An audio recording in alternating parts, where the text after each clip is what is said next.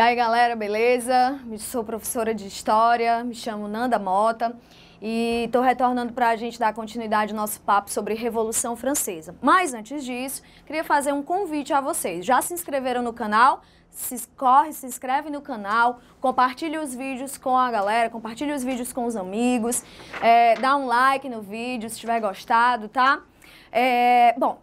O nosso terceiro bloco sobre Revolução Francesa, ele é no caso, o fechamento, né, o desfecho dessa temática muito importante, né, para a gente encerrar aí com chave de ouro esse assunto. A gente viu que a Revolução Francesa foi um fato extremamente importante para a idade contemporânea. Vimos que a Revolução Francesa, ela teve alguns momentos de extrema conturbação política, econômica, social, cultural. Na nossa última aula, né, a gente encerrou falando sobre a conhecida fase do terror, a fase em que os jacobinos estavam no poder. Uma fase onde a gente vai perceber que há uma intensa, um aprofundamento da Revolução, uma radicalização da Revolução conduzida pelos girondinos. A gente viu também que, embora essa radicalização acontecesse, os problemas da França não foram sanados, a França continuava imergida numa intensa crise política, numa intensa crise econômica, numa crise social. E os jacobinos passaram a perder a sua influência, né? O líder, né, um dos maiores líderes dos jacobinos, né, o Robespierre, ele foi perdendo ao longo desse caminho a sua credibilidade, né? Inclusive quando ele recorre à guilhotina para eliminar todos os seus problemas, né? Um exemplo disso foi a execução de um dos seus braços direitos, né, digamos assim, que era Danton. Bom, a gente encerrou a aula falando, né, do processo de derrubada de Robespierre do poder, na chamada, se a gente der uma olhadinha aqui no slide, na chamada golpe nono Thermidor, tá? Esse golpe nono Thermidor, ele foi um golpe que tirou os jacobinos do poder. E ele vai fazer, inclusive o próprio Robespierre vai provar do seu veneno, né, vai ser guilhotinado. Os girondinos voltam, né, a ocupar a liderança, a condução da Revolução Francesa na chamada Convenção Thermidoriana. Essa Convenção Thermidoriana foi muito curta, mas foi um tempo suficiente para que o projeto político burguês fosse retomado, como, por exemplo, a volta do voto censitário. A gente viu que no período dos jacobinos esse voto era de sufrágio universal. Os girondinos, quando retomaram o poder na Convenção Thermidoriana, eles teve uma espécie de retrocesso, né, com a volta do voto censitário para as eleições legislativas. A gente vai perceber que houve, por exemplo, o fim da lei do preço máximo.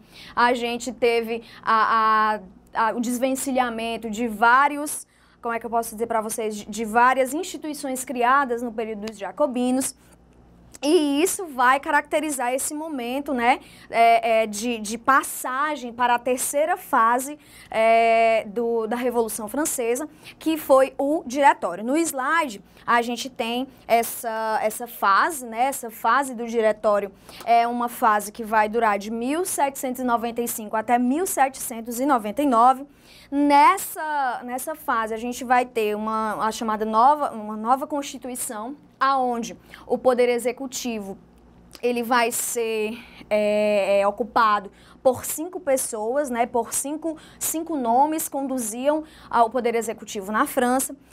A gente vai perceber também que nesse período vai ser um período tenso, porque a França ela vai estar sendo ameaçada externamente, né? Países como a Espanha, como Portugal, Prússia, a própria Inglaterra temiam o aprofundamento da Revolução Francesa, e eles ameaçavam a todo momento invadir a França para acabar com aquele processo revolucionário que era perigoso para o restante da Europa.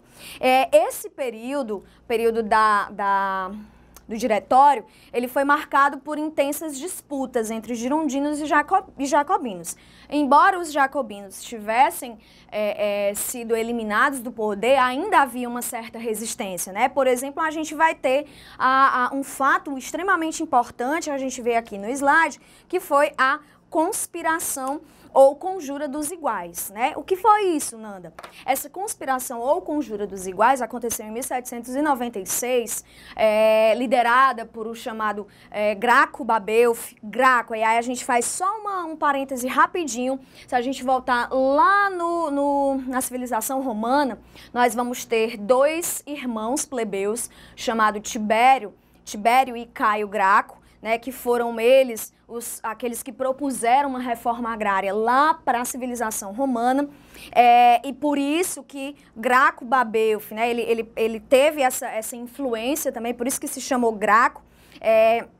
Aqui ele propôs também uma reforma agrária, daí a ligação, né, do Graco Babeuf com os irmãos Graco.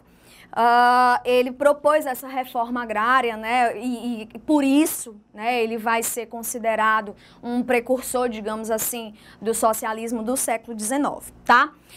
A gente vai perceber que quando a França resistia a essa tensão, essa tentativa de invasão externa, né, por outros países, como já citados, né, Inglaterra, Espanha, Prússia, Portugal, à medida que a França resistia a essas invasões, crescia, se desenvolvia, né, ganhava prestígio, um nome muito importante, né, para a continuidade da história da França, que foi Napoleão Bonaparte. No slide, a gente pode ver aqui a imagem de Napoleão Bonaparte, o chamado Pequeno Corso, um militar habilidosíssimo, brilhante, né, que aos seus cerca de 24, 25 anos chegou ao posto de general do exército francês, e vai ser justamente em Napoleão que a burguesia vai encontrar, vai mirar a sua válvula de escape,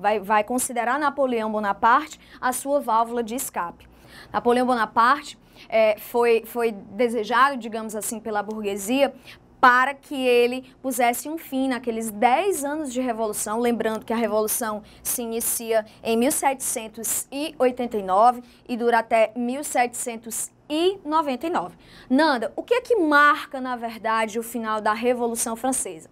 Vai ser o chamado golpe 18 de Brumário. No slide, a gente percebe esse golpe 18 de Brumário que acontece em 1799. Nanda, por que esse nome 18 de Brumário? Eu comentei no bloco passado que a Revolução Francesa ela foi tão intensa, e quando os jacobinos, né, eles assumiram o poder, isso se radicalizou, que houve inclusive uma mudança do nome dos meses do ano, né? E esse 18 de Brumário foi justamente a data que aconteceu esse golpe. Isso corresponde a mais ou menos o dia 9 de novembro do ano de 1799. Então, há um golpe, encerra-se a fase do Diretório, inicia-se, né, um novo momento para a França, né? A partir de então, o Poder Executivo vai passar, né, vai passar daquelas... vai haver uma mudança. Antes eram 5 pessoas no Executivo, passará para 3 cônsules, sendo o principal Napoleão Bonaparte. Esse golpe, né, ele vai ser um golpe planejado pela burguesia, apoiado pelo exército francês, que tinha Napoleão na sua mais alta conta, e vai também ter um apoio, digamos que um apoio moderado do clero e da nobreza, tá? Mas lembrem-se, Napoleão Bonaparte, ele foi um governo de consolidação dos ideais burgueses, mas naquele momento de intenso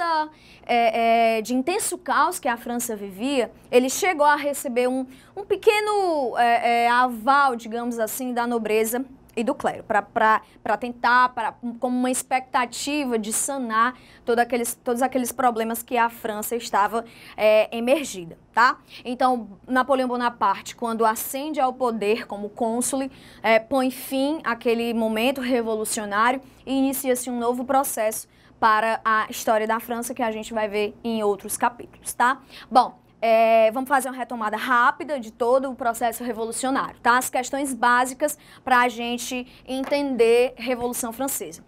Primeiro, a Revolução Francesa, ela demoliu o antigo regime, nunca mais o sistema absolutista vai até tentar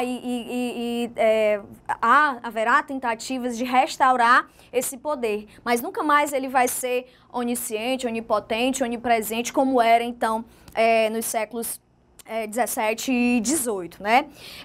A Revolução Francesa, ela consolidou a burguesia, né? Ela foi causada, na verdade, pelo amadurecimento da burguesia, pela necessidade da burguesia de se livrar dos resquícios feudais que ainda existiam na França e alcançar o capitalismo, o sistema capitalista. A Revolução Francesa, ela dura 10 anos. A Revolução Francesa, ela vai ter dois elementos principais, digamos assim, dois personagens principais, que foram os girondinos e os jacobinos, né? Girondinos, lembrando, uma burguesia mais conservadora, os jacobinos, uma burguesia média, baixa, mais radical, que queria mudanças, transformações sociais, tá?